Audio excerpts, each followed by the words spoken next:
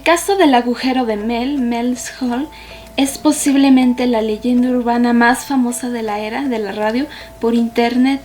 Se convirtió en un fenómeno global a finales de los años 90 a través de Coast to Coast AM, el programa que definió la cultura de lo paranormal en Estados Unidos. Si tú quieres saber todo acerca de este caso, quédate, prepárate para un relato alucinante y comencemos.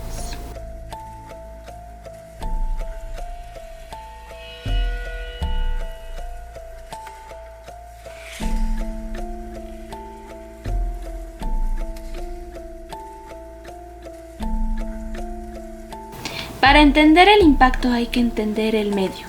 Coast to Coast AM es un programa de radio nocturno estadounidense que trata temas de conspiraciones, ovnis y fenómenos inexplicables. En la época del relato que hoy nos tiene aquí, era conducido por el legendario Art Bell, quien tenía una habilidad única para dejar que los testigos hablaran durante horas sin juzgarlos. El programa se transmitía de madrugada a través de cientos de estaciones, creando una atmósfera de misterio perfecta para historias que desafiaban toda lógica. El 21 de febrero de 1997, un hombre que se identificó como Mel Waters llamó al programa de Art Bell. Afirmó que en su propiedad cerca de Ellensburg, Washington, había un pozo extraordinario. Las propiedades del agujero, según Mel, eran profundidad infinita.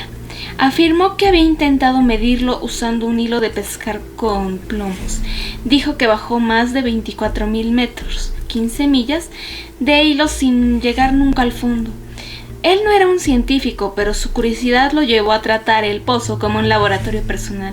Según sus relatos, el agujero tenía un diámetro de unos 3 metros y estaba rodeado por un muro de contención de piedra de unos 60 centímetros de altura, lo que sugería que alguien o algo lo había señalizado hacía mucho tiempo. Mel quería saber qué tan profundo era el pozo de su propiedad. Dijo que utilizó metros industriales de hilo de pescar de alta resistencia y fue comprando rollos de 1500 yardas, uniéndolos uno tras otro. Mel afirmó que bajaba un plomo pesado atado al hilo. Según su testimonio, llegó a bajar más de 80,000 pies, unos 24 kilómetros. Lo más extraño no fue la longitud, sino que Mel afirmó que a medida que el hilo bajaba más y más, no se sentía el peso del plomo. Era como si el pozo no tuviera gravedad o como si el hilo fuera succionado por una fuerza desconocida. Nunca sintió que el plomo tocara fondo. Otra prueba fue que Mel decidió bajar una radio encendida para ver si podía captar algo desde las profundidades. Al bajar la radio, la señal no se perdía gradualmente. En cambio, a cierta profundidad, la radio empezaba a emitir una música extraña y voces que Mel describió como antiguas, pero que no pertenecían a ninguna estación conocida. Afirmó que en ocasiones del agujero emanaba un rayo de luz negra. Describió esto como una columna de oscuridad física que se proyectaba hacia el cielo, tan densa que ocultaba las estrellas detrás de ella. Estos eran experimentos simples, pero hubo uno que escaló a límites intolerables, como el descrito incidente de la oveja, el experimento más nefasto. Este relato surgió en las llamadas posteriores de Mel al programa, específicamente la de 2002, y es la parte más perturbadora del caso. Mel afirmó que con ayuda de unos amigos realizó un experimento biológico. Metieron una oveja viva en una jaula y la bajaron al pozo. Dijo que la oveja estaba aterrada y no dejaba de balar. A mitad del deceso, los balidos se detuvieron en seco. Cuando subieron la jaula, la oveja estaba muerta, pero su cuerpo estaba cocinado por dentro, aunque el pelaje estaba frío al tacto. Al abrir la oveja, Mel afirmó que encontraron un bulto extraño en su interior. Según él, del cuerpo de la oveja salió una criatura parecida a un feto de foca con ojos humanos. Mel dijo que la criatura lo miró con una inteligencia profunda y una tristeza infinita antes de saltar de regreso al agujero. Después de este suceso, Mel contó que un vecino suyo, destrozado por la muerte de su perro, un animal muy querido en la zona, decidió arrojar el cadáver al pozo pensando que era el lugar de descanso final más profundo posible. Pocos días después, el vecino caminaba por el bosque y vio a su perro. El perro estaba vivo y se veía saludable, pero había algo mal. El perro no respondió su nombre y no reconoció a su dueño. El animal llevaba puesto el mismo collar con el que fue arrojado al pozo. El vecino quedó tan aterrorizado por la mirada ausente del animal que nunca volvió a acercarse a la propiedad de Mel. Mel intentó quemar la basura de su propiedad lanzándola al pozo, pero notó que nada de lo que caía emitía un sonido de impacto. Un día arrojó un trozo de metal pesado y en lugar de caer, el metal pareció quedarse suspendido un momento luego de ser tragado. Mel afirmó que el agujero parecía tener una coincidencia selectiva sobre lo que aceptaba y lo que no. A medida que Mel Waters seguía llamando al programa en los años siguientes, del 97 al 2002, la historia se volvió más conspiranoica.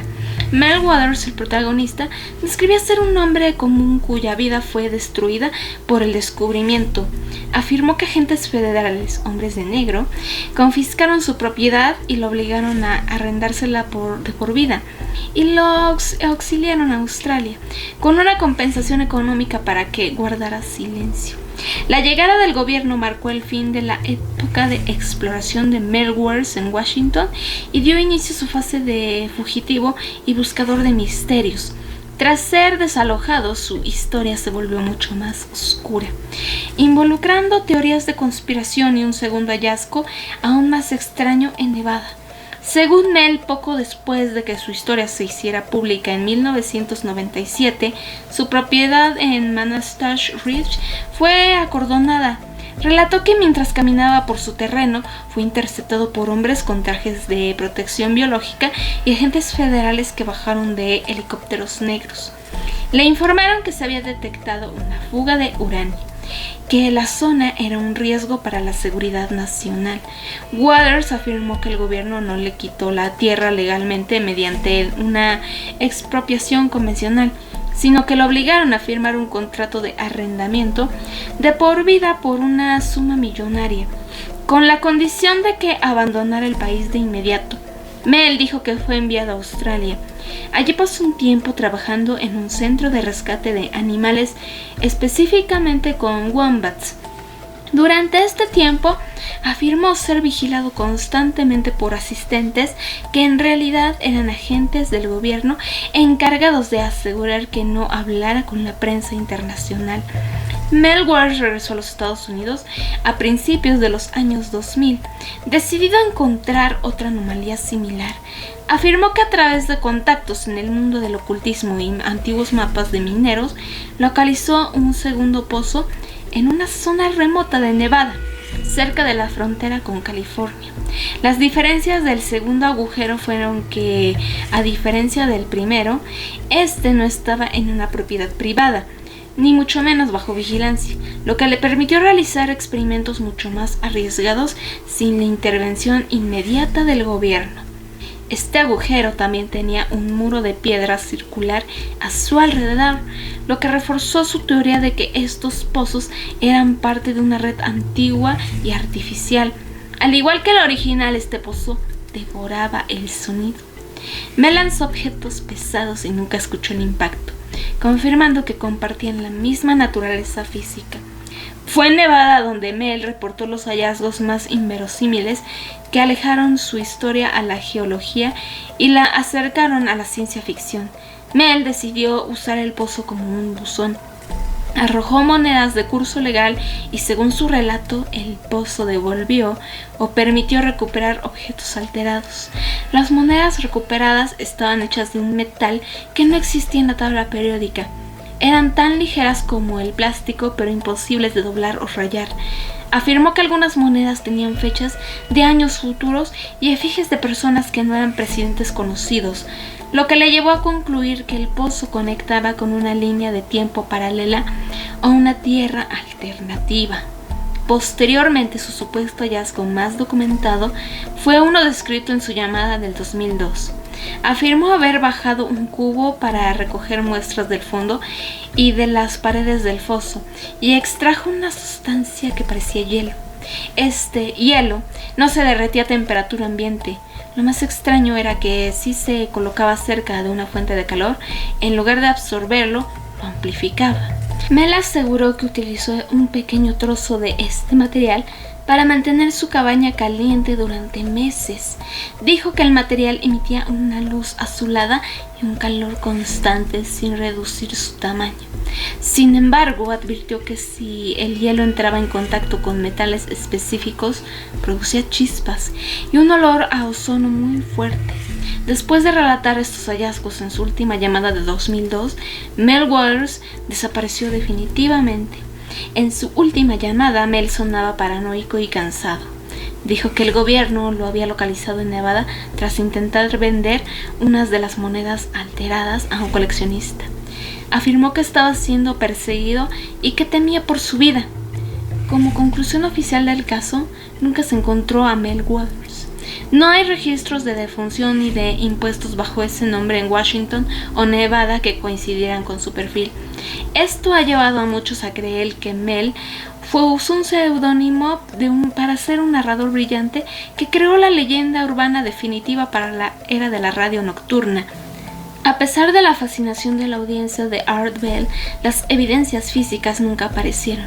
Las coordenadas de Google Earth, por ejemplo, miles de personas intentaron localizar el agujero en las colinas de Main Street Ridge en Washington, pero en aquella época personas decían que el único medio donde entonces podían buscar localizaciones sí había un sitio con una pestaña que censuraba lo que había en el lugar.